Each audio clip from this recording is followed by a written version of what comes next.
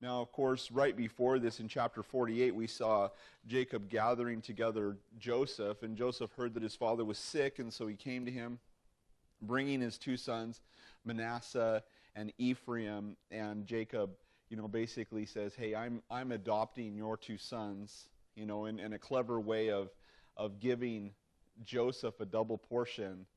He adopts his two sons, and then he blesses them both in chapter 48. And so now, here at the end of his life, he brings his sons together. And really what he's doing here is it says he's going to tell them what's going to befall them in the last days or in the latter days. And so as we look at this, we have a keen sense of awareness that what we're reading here, though we can kind of look at their lives and see, okay, I can see how this prophecy came to pass and that prophecy came to pass, ultimately what we're looking at is something that really, I think, probably in the millennial kingdom, when we're all standing there with Jesus, ruling and reigning with him, and the nation of Israel has become the chief nation amongst the peoples of the earth, that we'll see the true fulfillment of all of this. Because he says here, these are the things that are going to befall your tribe or your group of people in the last days. And however, we see, as we look at this, a lot of things that happen in their life that kind of parallel with the things that he says to them. And a lot of those things matching up with the personalities that they had. But the idea is he's taking them together or bringing them together to bring blessing upon them. And so he says, gather together and hear, you sons of Jacob, and listen to Israel your father. Now notice that he uses both. Jacob, who he was in the flesh, and Israel, who he was given a name by God, and that's who he was in the spirit. And you see that kind of interchange between Jacob and Israel. And I think that there's probably those moments in our lives where we're operating in that place where we're just kind of following the natural course of things.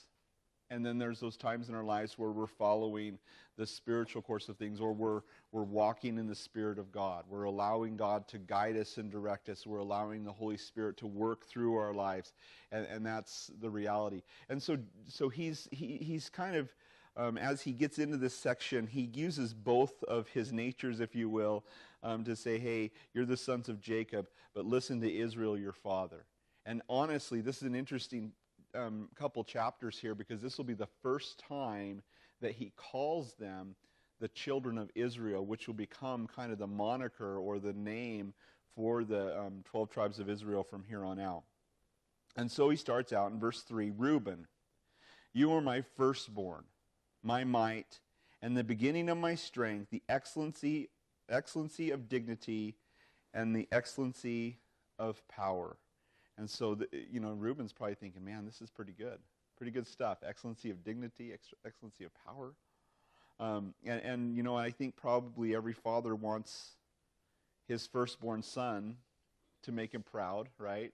To be that upstanding, moral kid, the one he can be proud of and the one he can, kind of hang his hat on, in the sense of living vicariously through the accomplishments of their children. I think we all do that to a degree. But then notice he says, verse 4, unstable as water, you shall not excel, because you went up to your father's bed, then you defiled it. He went up to my couch. Interesting. Now, it doesn't record. It tells us that back in Genesis chapter 35, verse 22, that Reuben had taken his father's handmaid, or his father's wife, which was the handmaid of Leah, Bilhah, and he slept with her. And a lot of times in that culture, that was kind of a power play. I'm the son of the king, and so I'm going to take one of my father's concubines and sleep with them to establish myself as, hey, I'm the one in charge now. Not a very moral thing to do. We see, David's sons trying to do that to him. And yet, it never records that Israel knew about it, or Jacob understood that he'd done that. But here, no doubt by the prophecy of the Lord, he calls him out. I mean, and maybe this is the first time that anybody knew about it other than Reuben. And Jacob calls him out. And yet, it was this moment, and maybe he had lust for Bilhah. Maybe she was an attractive woman. Maybe she even drew him in as a young man, kind of looking for companionship.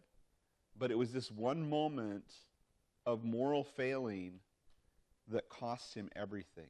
And not just him, but it would cost his descendants.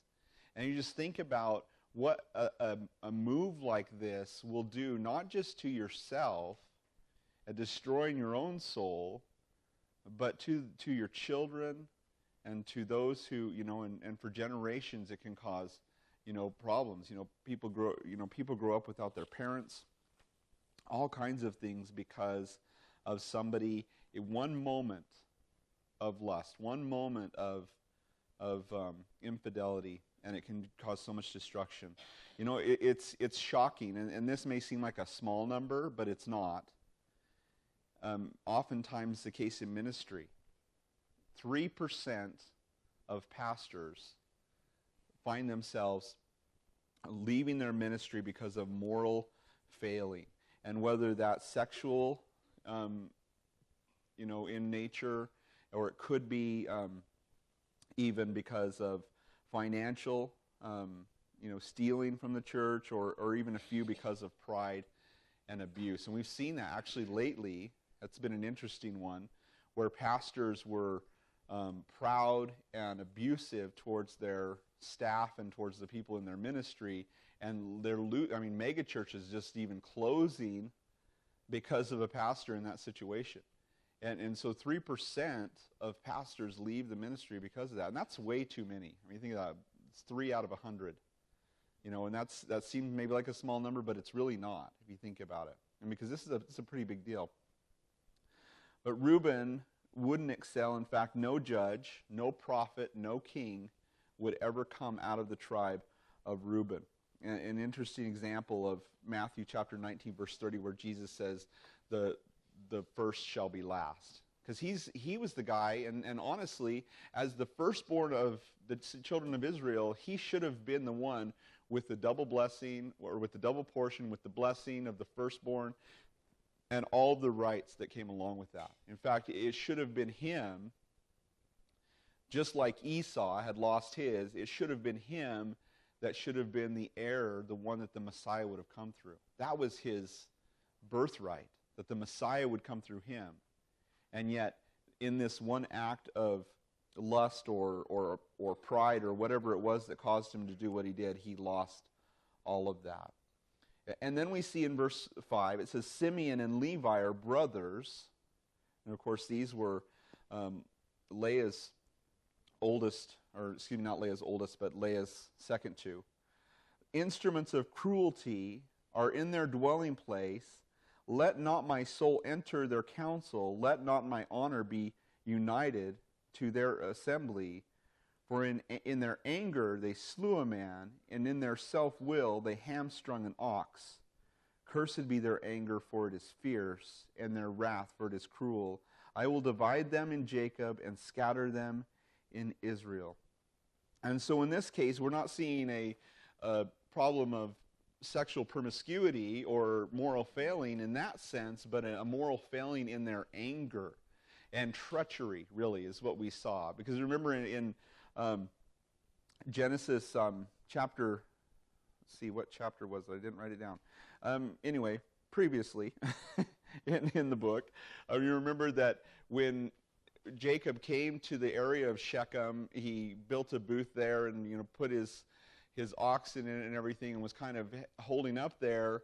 And the men of Shechem saw Dinah, who had gone out to see the women of the land, and they took her, and of course Shechem, the son of the king of Shechem, his name was Shechem, slept with her and raped her, or either that or she gave herself, but whatever the case, they weren't married, and so he defiled her.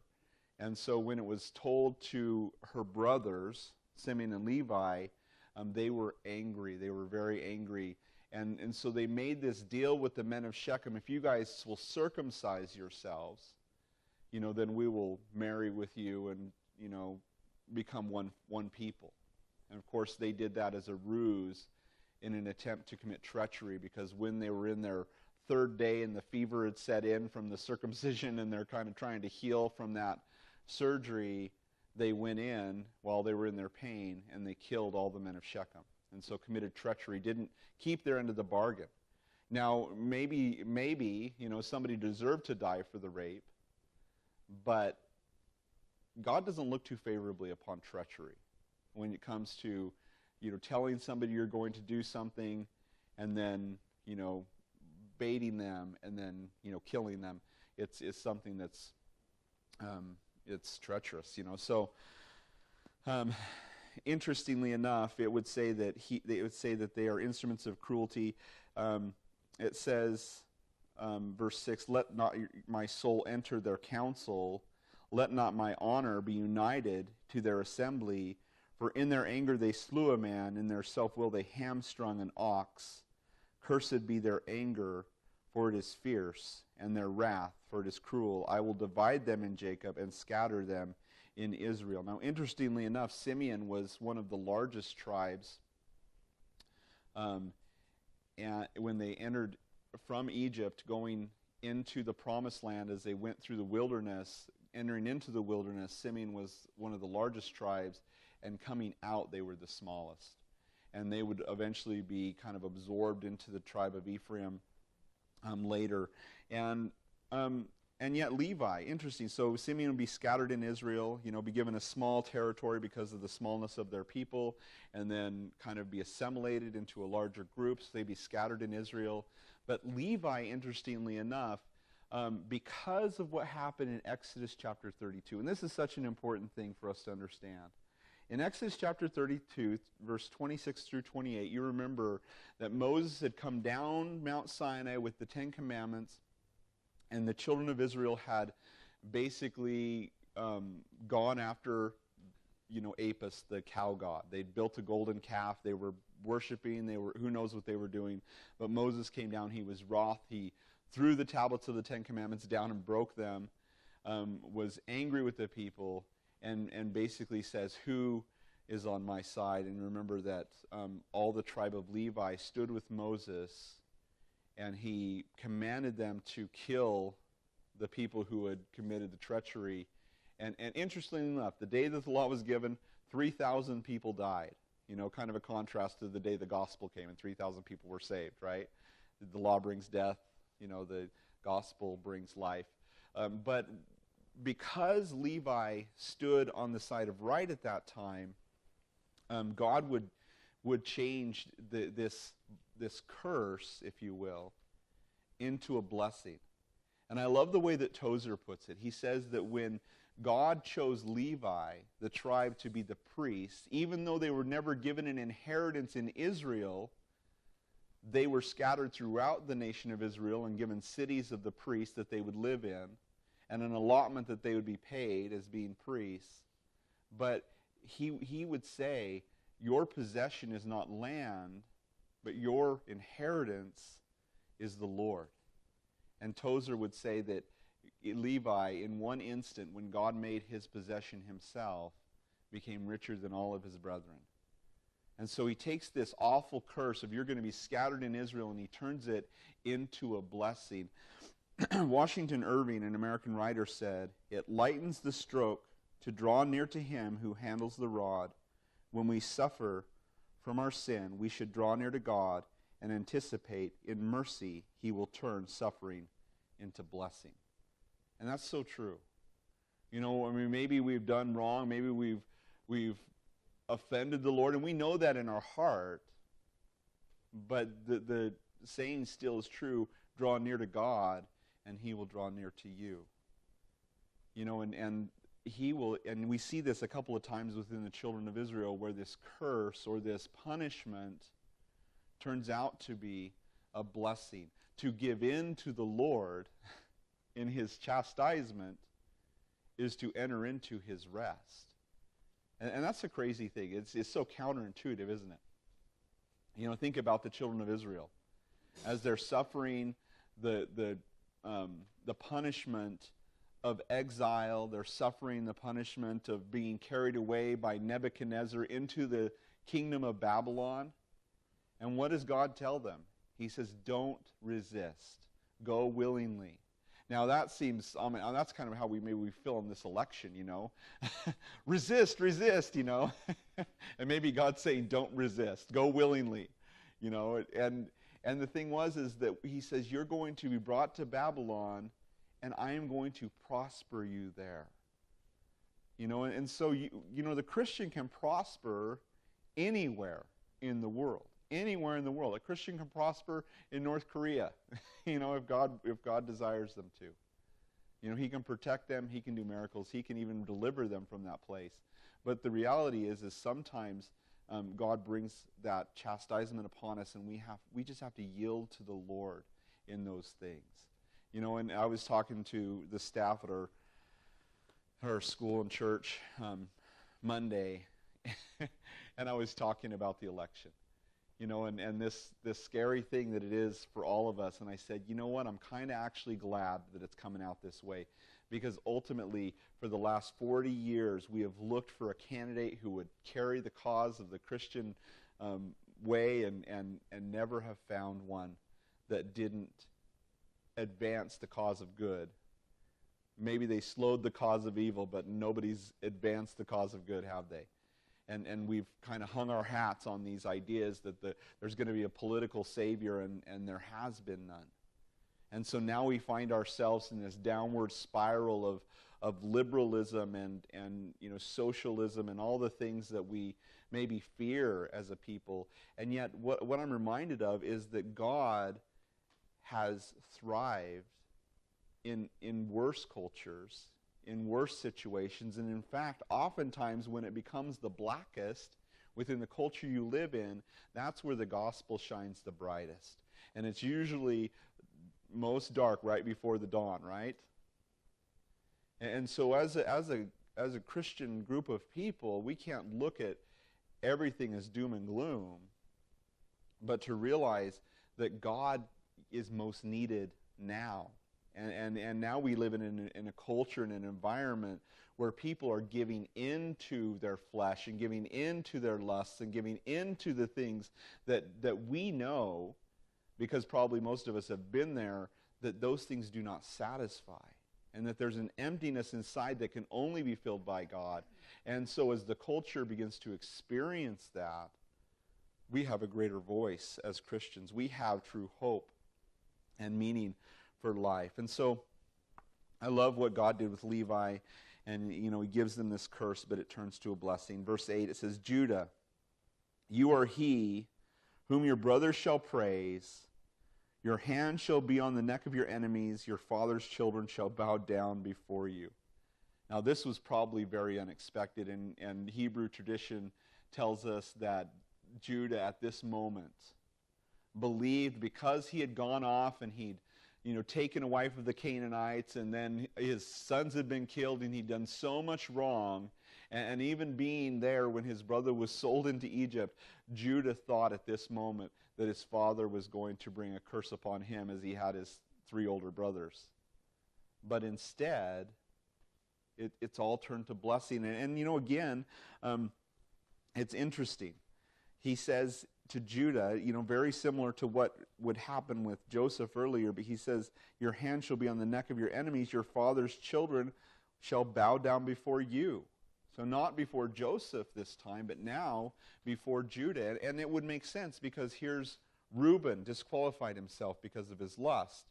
Simeon and Levi disqualified themselves because of their brutality. And so the right of the firstborn would fall now to Judah, who is the fourth in line. Sometimes maybe we feel like we're down the line, like, oh, we're easily passed over because there's so many better than us. And yet when our heart is turned towards the Lord, God can take us and use us in ways we never expected. He would be the one through whom the Messiah would come. That right of the firstborn would fall to him, and that would mean that the messianic line, the promise that was given to Adam and Eve in the Garden of Eden, the promise that was passed on through Abraham and Isaac and Jacob, would now fall to Judah. and he would be the one through whom the Messiah would come. And to Jesus every knee shall bow, and every tongue confess that he is Lord, to the glory of God the Father. And so ultimately, not yet, but ultimately every tribe, tongue, nation, and all of his brethren will bow down to the tribe of Judah through Jesus. It says, verse 9, Judah is a lion's whelp. From the prey, my son, you have gone up. He bows down, he lies down as a lion, and as a lion, who shall rouse him?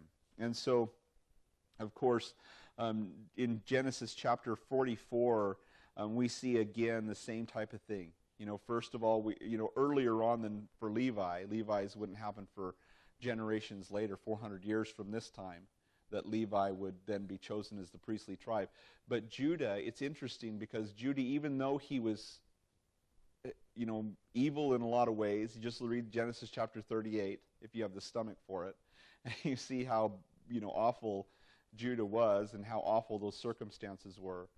But it would seem that when he's confronted by Tamar, and there in the end of Genesis 38, that his heart is turned back to the Lord. And from that point on, we would even see him offering himself in place of his brother. And remember when Joseph, who was Zaphnath-Paneah, the ruler of Egypt, when they thought he was Zaphnath-Paneah and not Joseph, their brother, and he's threatening to hold Benjamin, Judah steps forward in Genesis chapter 44 and offers himself as a substitute for his brother. And of course, a picture of Jesus there, but also a repentance. And so I believe that it was that repentance and him turning back to God and realizing his blame that God would make him the heir to the Messianic line. Now,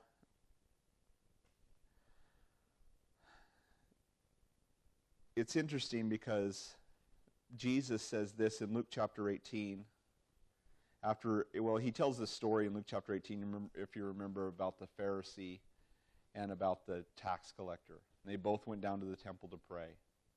The Pharisee stood at the front of the temple, looked up to heaven and said, God, thank you that I'm not like every other man. I'm not an extortioner. I'm not a liar. I'm not a thief, or whatever, all the things he says. And he says, I'm not like this. And he points at the guy. I'm not like this tax collector. For I tithe and I do all these things. And basically just bragging on himself. But it says that the tax collector stood in the back and only beat his breast and would not even dare to look up and said, God, forgive me, a sinner. And Jesus says, I tell you, this one rather than the other went away justified, because he understood who he was before God. And then he concludes it with this, I tell you, this man went down to his house justified rather than the other, for everyone who exalts himself will be humbled, and he who humbles himself will be exalted. And so, Judah humbling himself before God, before his brothers, owning it, and then God would take him and make him the one through whom the Messiah would come. Verse 10, it says, the scepter, meaning the rule of the kingdom, and specifically speaking of, when you think of an ancient scepter, the king would hold a scepter, and it would be the tilt of the scepter that would be off with their head, right? I mean, the king wielded power with the scepter to execute judgment or to excuse, right? Remember the story of Esther. He held out his scepter to her, which means, come and speak to me, or he could have said off with her head, And so she was afraid to go before the king unannounced. But it says, the scepter shall not depart from Judah, nor a lawgiver from between his feet, until Shiloh comes, and to him shall be the obedience of the people. Now, the leadership in the prophecy took 640 years to fulfill, with the reign of David being the first of Judah's line. Now, it's interesting because in Deuteronomy it tells us that a son of illegitimate birth cannot enter the assembly of Israel until the 10th generation. Now, that's kind of an interesting prophecy. Also a Moabite. Can't, if there's a Moabite, can't enter the assembly of the Lord until the 10th generation. And yet there's an interesting problem that we have, and you see it in the book of Ruth. First of all, well, you see it in Genesis chapter 38 first, where Tamar ends up pregnant out of wedlock, right? Remember that? And Judah says, burn her. And that's when she comes out and says, whoever this signet ring and this staff belong to, that's whose baby this is. And he's like, oh, man, she's been more righteous than I, because it was his, remember? He saw her along the wayside, thought she was a harlot, came into her, impregnated her, but he owed her offspring. And he'd withheld his youngest son, Shelah, because he, Ur and Onan had died, or his older sons, and so he was afraid of her, I suppose. So she took what would belong to her, but it was an illegitimate birth. An illegitimate child cannot enter the kingdom, or the assembly of Israel until the 10th generation. So what does that mean?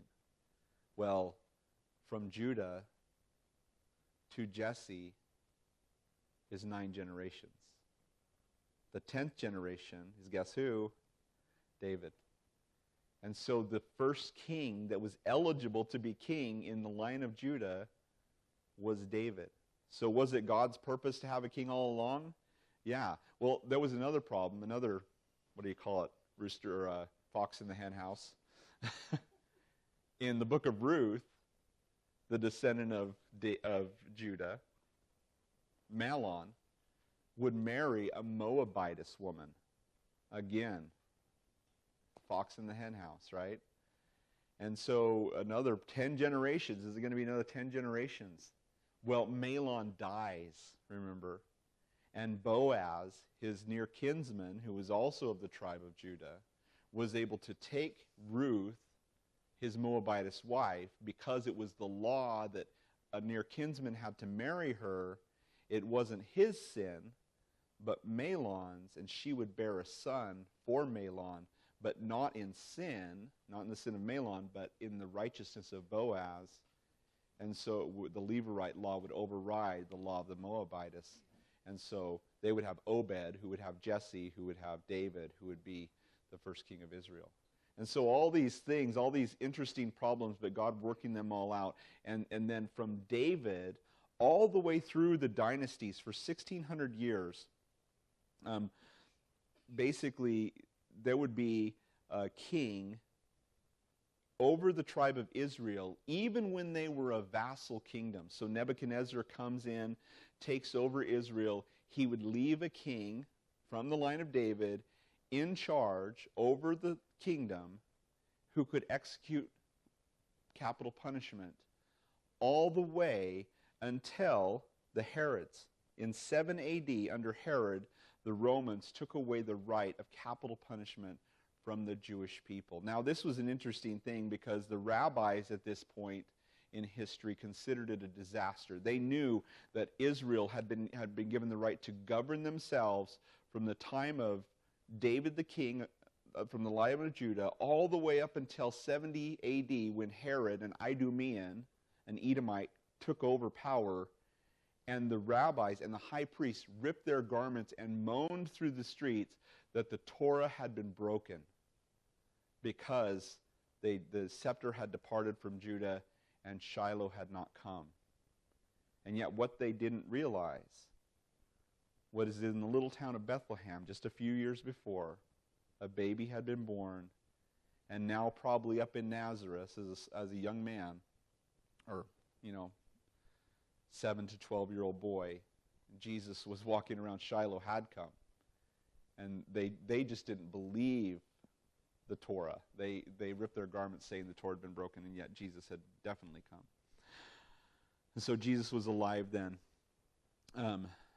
But this prophecy being fulfilled in Jesus, then ultimately everyone's going to bow to Jesus. And so verse 11, it says, binding his donkey to the vine, and his donkey's colt to the choice vine, he washed his garments in wine and his clothes in the blood of grapes. That's interesting, isn't it? Of course, we're probably prophesying of Jesus here.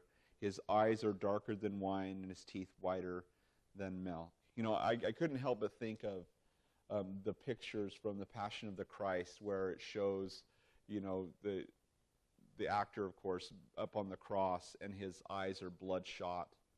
He just got done sweating, as it were, great drops of blood in the Garden of Gethsemane. His capillaries in his eyes would have been deep red.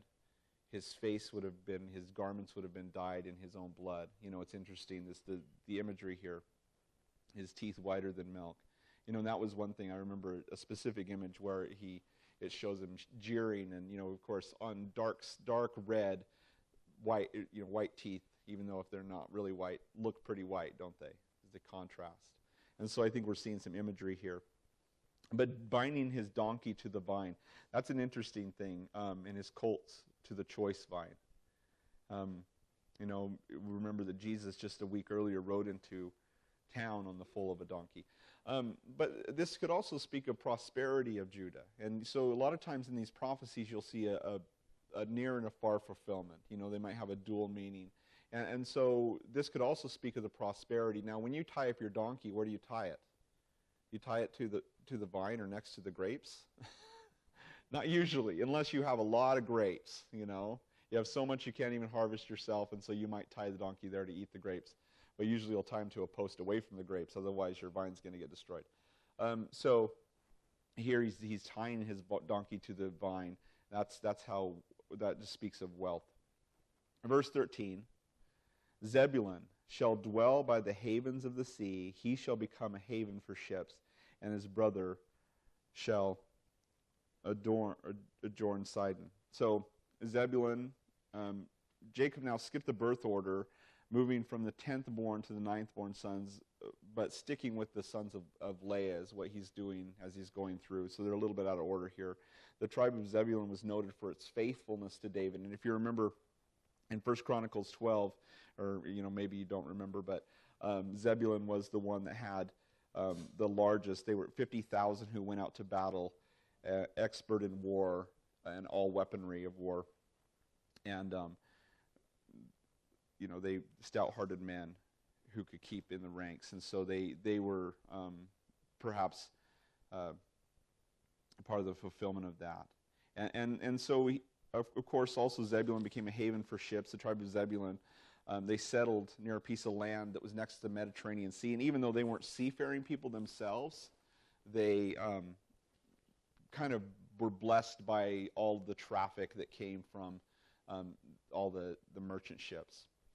Verse 14, it says, Issachar is a strong donkey lying down between two burdens. And Issachar was a large tribe, a third in size according to Numbers 26 census. And because of their size and abundance, they were given a large portion within the land of Israel. And yet, oppressive armies would make this tribe slaves on several occasions. And so the idea here, though, of it being a strong donkey lying down between two burdens is that they were strong and they were numerous, but lazy, not willing to assert themselves. They weren't like Zebulun, that was strong and could uphold in war. Verse 15, it says, he saw that rest was good, and the land was pleasant. He bowed his shoulder to bear a burden and became a band of slaves. And situated on the main trade route, the Via Maris, the Way of the Kings, the tribe, they were there in the... I didn't write it down. I think it was the Valley of Ashkelon. But they were in a very lush valley, and a lot going on, and because of their prosperity, they just really, just kind of became fat and comfortable, and the next thing you know, people come in who are stronger, more powerful, and easily take over a larger number of people because they've just been kind of resting on their prosperity. I don't know of a country that's like that. I was trying to think of a country that's kind of like, just comfortable in their prosperity, and it's amazing how quickly that happens, isn't it? And we see ourselves. It's very interesting what Hitler said. It's easy to control people who don't think. for themselves. And we definitely have become a nation of people that are easily swayed. It's amazing the things that people will believe because it's on Facebook. It must be true, or it's on the internet. It must be true. It's amazing.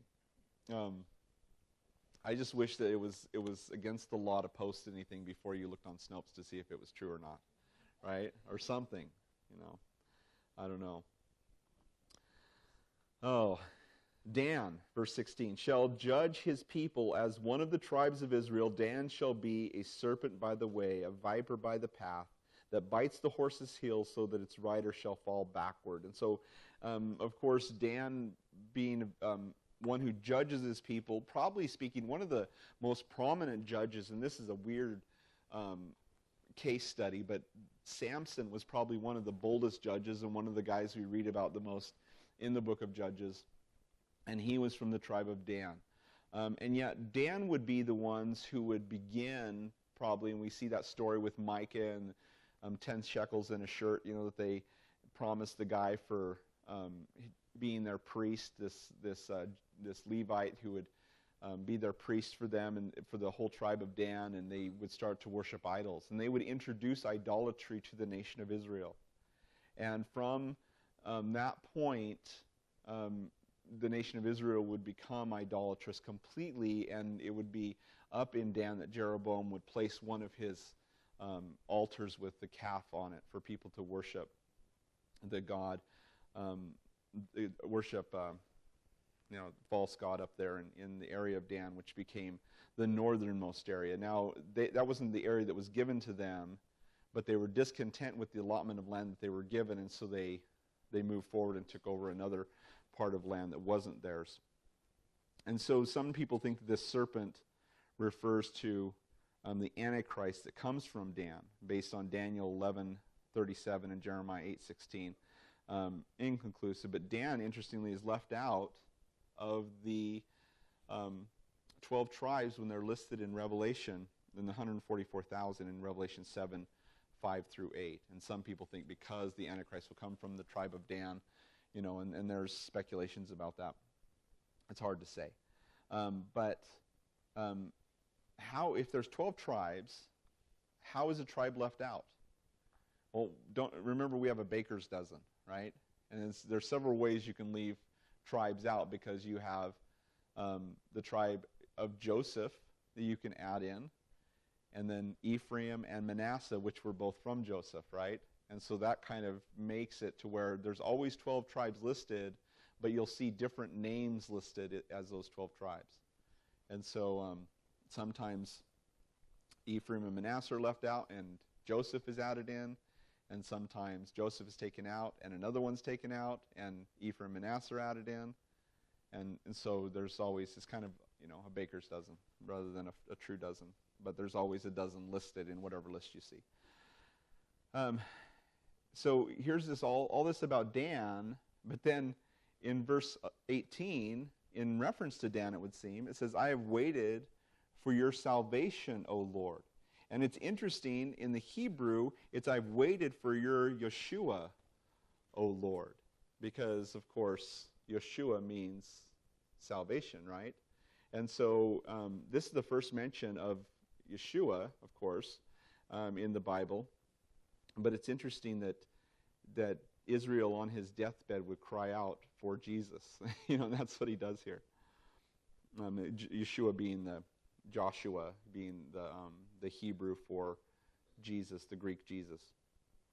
19, it says, Gad, a troop shall tramp upon him, but he shall triumph at last. And the tribe of Gad supplied many troops to David in 1 Chronicles 12:14. And it says, a troop shall tramp upon him. In the days of Jeremiah, among other times, foreign armies would oppress Gad. Verse 20, it says, bread from Asher shall be rich, and he shall yield royal dainties. Now in Deuteronomy chapter 33, verse 24, Moses again took up this idea and said that Asher is most blessed among the sons, and we're not sure exactly what this means, and it may mean something in the millennium or something, but basically Moses would say, let him dip his foot in oil. whatever that means. Interesting thought. Verse 21, Naphtali is a deer let loose. He uses beautiful words. And Naphtali was given the, actually, interestingly enough, as you look at the portion of Naphtali, Naphtali is situated in the mountains of Galilee, and right there where Nazareth, where Jesus would, his mother and father would come from, where Jesus would grow up, was in that area of Naphtali. I like that it says he uses beautiful words, and a lot of people, a lot of commentators believe that it's speaking of Jesus, and his teaching ministry is fitting that he uses goodly words. In Matthew chapter 4, verses 12 through 16, it says, "Now when Jesus heard that John had been put into prison, he departed to Galilee, and leaving Nazareth, he came to dwell in Capernaum, which is by the sea, in the regions of Zebulun and Naphtali, that it might be fulfilled, which is spoken by Isaiah the prophet, saying, the land of Zebulun and the land of Naphtali, by the way of the sea, beyond the Jordan of Galilee, of the Gentiles, the people who sat in darkness have seen a great light, and upon those who sat in the region of the shadow of death, light has dawned." And so, Jesus spending the majority of his time up there in that region could be part of that prophecy. Verse 22, it says, "Joseph is a fruitful bough, and a fruitful bough by the well, his branches runneth over the wall."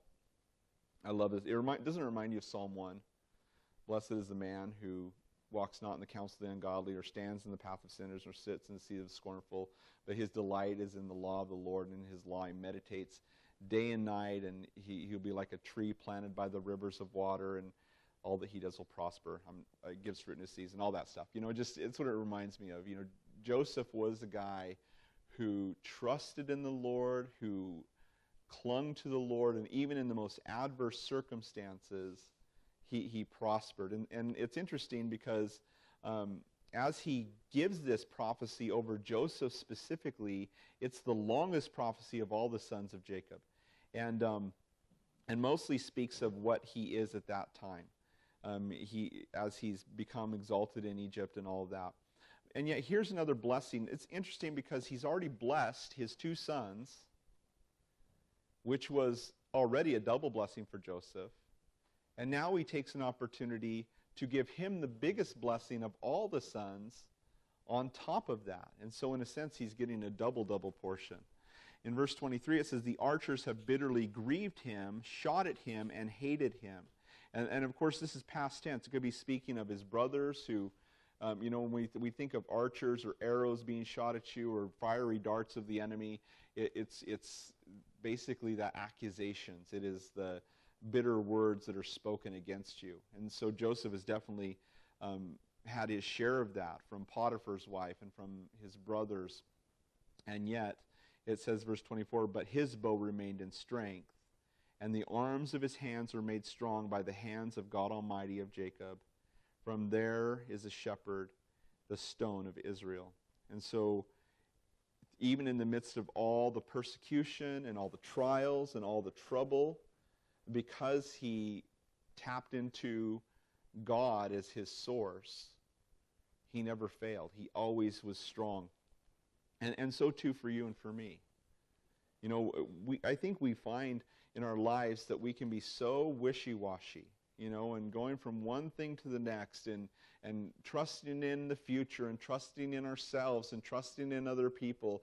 And yet we find that the future doesn't always turn out the way that we hoped it would. That people let us down. That we're not as strong as we hoped we would be, right? And we find ourselves failing. And when you look at the world, you're distressed. When you look at other people, you're disappointed. When you look inside, you're disappointed. But when you look at Jesus, and when you cling to him, you find that rest. You find that strength. You find the power to live life. And that's exactly what Joseph figured out. The mighty God of Jacob was the one who strengthened him. And it says, verse 25, "By the God of your father who will help you, and by the Almighty who will bless you with blessings of heaven above, blessings of the deep that lies beneath, blessings of the breasts of the womb, blessings of your father have excelled the blessings of my ancestors. The blessings of your fathers excelled the blessings of my... In other words, the blessing I'm giving you is better than the blessing I got from my dad or his dad got from him, is what he's saying. Up into the utmost bound of the everlasting hills, they shall be on the head of Joseph and on the crown of the head of him who was separated from his brothers. And so because he went through this and God needed him to go through that, to save the world alive and all the things that he did, God would bless him for the trial. And I think that that's true for all of us. You may have gone through horrible circumstances in your life, and you may have suffered many things in your life, and yet if you cling to the Lord in all of that, or turn back to the Lord and cling to the Lord from here on out, he will turn the ashes into beauty, won't he? He gives us beauty for ashes. He gives us strength for mourning. And it's beautiful, the way that the Lord can take something so horrible and a life that's so trashed and so abused and so ruined and turn it into something beautiful. And only God can do that. And so he did that for Joseph, and he was blessed above all of his brothers. Verse 27, Benjamin is a ravenous wolf. You got to think that these guys are just waiting for their turn, just thinking, oh no, it's my turn. What's going to be for me? It's like one's good, then one's bad, then one's good, then one's bad. But Benjamin's a ravenous wolf. In the morning he shall devour the prey, and at night he shall divide the spoil. I don't know if that's a good thing or a bad thing. But you see the people in the tribe of Benjamin, and these guys, the tribe of Benjamin, they were tenacious people, weren't they? And God could use that tenacity for his good, or the tenacity to be used for the evil of the person. And you see that, interestingly enough, Ehud from the Judges was from the tribe of Benjamin. But more notorious, you see Saul and Saul, right? You see the first Saul, who would be the king of Israel, the first king of Israel before David, because the people cried for a king before God was ready to give them one. And God would grant them this king who seemed to be very humble and small in his own opinion when he started out, but his pride and his desire for praise from the people grew and grew and grew to where it was unmanageable, and his heart would totally turn away from the Lord. In fact, Samuel would say to him, to obey is better than sacrifice, and to hearken than the fat of rams. He had totally turned from the Lord. And after God had ripped his kingdom from him and given it to one better than him, David, and Samuel would give him this scathing rebuke, he would cling to Samuel and say, will you still acknowledge me before the people? He was more interested in his self-image than he was his heart. And yet then you have another example of Saul, who was horrible to the people, taking the people of God, arresting them, throwing them in prison, casting his vote against them to be put to death. And yet Jesus would stop him on the way and say, why are you persecuting me? And this man would become the greatest Christian probably that ever lived, Paul the Apostle.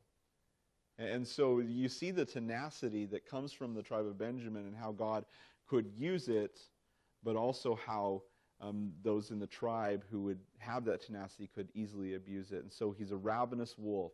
He's going to attack his prey in the morning and divide the spoil. And you saw that in Saul's life as he, went after what he wanted and just kind of, lived for himself. And then you see the example of Paul, who would attack his prey and put them in jail and divide the spoil, to attacking his prey becoming the souls of mankind, and becoming the wolf for the Lord and going after, well, that sounds wrong, but going after people who needed to be saved and not stopping at anything.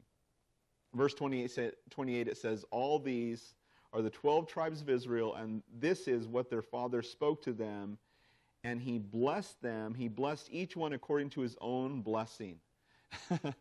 and so some of those you could say, yeah, those were good blessings, and others, and probably most, you could say, well, not so much, right? And yet, I love that God can turn anything to a blessing. And some of these we see through history, and again, some of these we won't see until the millennium. Verse 29, it says, Then he charged them and said to them, I am to be gathered to my people. Bury me with my fathers in the cave that is in the field of Ephron the Hittite, and the cave that is in the field of Machpelah, which is before Mamre in the land of Canaan, which Abraham bought with the field of Ephron the Hittite as a possession for a burial place. There they buried Abraham and Sarah his wife. There they buried Isaac and Rebekah his wife, and there I buried Leah.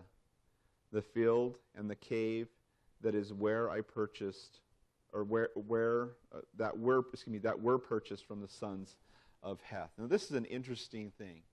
He's saying that he's going to be gathered to his people, but he's not talking about the cave, right? He's talking about the afterlife, and he knows that he is going to be with Abraham and Isaac and Leah and Rachel, these people that went on before him. Now, we see an example of this in Luke chapter 16 when it talks about the rich man and Lazarus, and both are taken to their own place. One's taken to a place of torment, the rich man who was wicked, and then another is taken, the Lazarus is taken to Abraham, and he's being comforted as he lays his head on Abraham's bosom. And of course, there's this conversation that happens between Abraham and the man across the chasm. Now, some people will look at this and they'd say it's parabolic. It's a parable. It's not a true story. But you'll notice that in parables, they never use anybody's name. Jesus never uses names in parables. And yet in this case, he uses the name of a man named Lazarus, and he talks about the rich man guarding us from his name because to protect the guilty, right? And from embarrassment, and his family probably.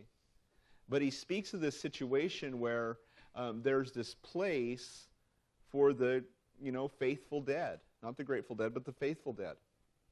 And then on the other side of a chasm, and both I guess you would call in Sheol, or what we would call, for lack of a better word, hell, on the other side was a place of torment. And it seems that they could communicate between the two places. And yet neither of these places are eternal. And that's interesting. Because when Jesus died on the cross, he went down to the lower parts of the earth and he set captivity captive. He went down to hell, if you will, not the evil side, but the paradise side. Remember, he told the guy on the cross, today you'll be with me in paradise.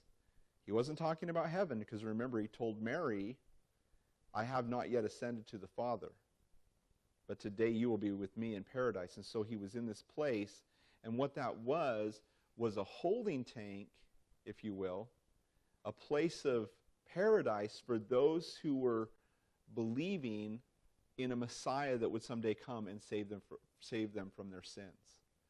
And yet they'd never been to heaven. In fact, nobody had ever been to heaven. How do I know that? John chapter 3, verse 13, Jesus says, nobody has ever ascended to heaven except the Son of Man who came down from heaven, who is in heaven. That'll bake your noodle, won't it? I'm talking to you, Nicodemus, but I'm in heaven at the same time. But nobody's ever gone to heaven except for the Son of Man who came down from heaven. Trippy. But then, when Jesus went into that place, set the captives free, that's when they went to heaven. And after that point, after Jesus died on the cross, for the believer, the Bible tells us, to be absent from the body is to be present with the Lord. And so the second we die, we are in the presence of the Lord. Otherwise Paul wouldn't say, it's far better for me to depart and be with Christ, but it's more needful for me to be with you, as he told the Philippians. So, all that, I know you all wanted to know all that. But there's also that place of torment. What about that? Is that hell? Is that eternal hell? No, it's not. Because you remember in the second resurrection, death and hell give up their dead. The sea, the abyss, gives up its dead. And everyone who's on the earth, and they all stand before the great white throne of God in heaven. They were all judged by their works, very different from the believer's judgment. And they are cast into the lake of fire. And that is the second death. That is eternal hell, if you want to call that hell. But it's actually the lake of fire. And so we have all these ideas from Dante's Inferno and from Greek mythology that kind of taint our idea of what hell and heaven and eternity is. And, you know, people just try to, you know, they think of in finite ways, like, oh, heaven's up, and if you're good, everybody who's good went up, and everybody who's bad went down. You know, it's like the lady whose husband, you know, was dying. He says, go and put my bag of gold up in the attic. She's like, why? He said, well, because when I die, I'm going to be able to grab it on the way out. And so she went up there after he died, and there sat the bag of gold. And she said, I knew I should have put it in the basement. But we have these ideas, right? You know, we have these misguided ideas about heaven and hell and all that, because we take our information from books rather than from the book of books, you know, and yet the Bible has all this information for us. Anyway, so he's going to be with those people that have gone on before him, those who are faithful, who are waiting for the Messiah to come and believing in the Messiah, and he would join them. But what I find interesting is that he wants to be buried in Canaan. Why? Because he knows that God has promised that land to those people. And on the day of the resurrection, when his body is resurrected, he wants to be in Israel. You know, he doesn't want to be somewhere else, right? He wants to be in the place where the kingdom is going to originate. And so he has that. But the other thing I find really interesting about this is that he doesn't want to be buried between Bethel and Bethlehem. You notice that? Who was buried there? Rachel. Rachel was buried there. He, at the end of his life, would choose to be buried with Leah instead of Rachel. Interesting how things change, huh? And so maybe you felt unloved in your life, as Leah did in her life. But Jacob would be his final resting place would be with her. Verse 33. And when Jacob had finished commanding his sons, he drew his feet into his bed and breathed his last, and was gathered to his people. 147 years old, and he was gathered to his people. And I'm not going to be able to get through chapter 50 tonight. I thought I was like, all this extra time, but we're not going to be able to do it. So, interesting. You know, Jacob, you know, one of the interesting things is as we get into Hebrews chapter 11, it talks about by faith, Jacob, leaning on his staff, blessed the sons of Joseph. And that's interesting because he would, remember when he traveled and crossed over the river Jabbok, he saw that he had two bands, you know, and he told God, he blessed God, and he said, thank you, God, you know, I came over this river last time, and I had nothing but my staff, and now I've come back over the river, and I have my staff, and I've been made into two companies, two giant crowds of people. But now here at the end of his life, it says he leans upon his staff. That's all he has again, you know, back to his staff, and he dies. But he would lean upon his staff and bless the sons of Jacob. That was the thing he did. That's the only thing that's recorded in Hebrews chapter 11 is that Jacob did by faith. You know, I'm sure he did other things by faith in his life, but that would be the thing that would be looked at more significantly.